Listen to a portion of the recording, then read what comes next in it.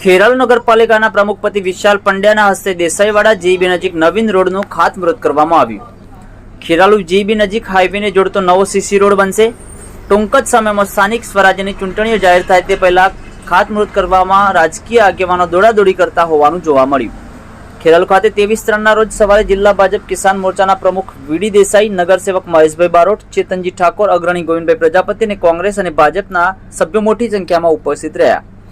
ખેરાલુ નગરપાલિકાના ભાજપના સત્તાધારી પક્ષના સભ્યોમાં હાલ ખેંચાખેંચ હોવાની ચર્ચાઓ પણ જોવા મળી રહી છે। ખેરાલુ નગરપાલિકામાં ચીફ ઓફિસરની કાયમી ધોરણે નિમણૂક નથી કરાઈ, ત્યાં હાલ નગરના રોડ પર થીગડા થતા ત્યાં શું અપેક્ષા રાખી શકાય તેવી નગરજનોમાં ચર્ચા જોવા મળી રહી છે। Online TV news Suresh Thakor સાથે ફારૂક મેમણ, ખેરાલુ।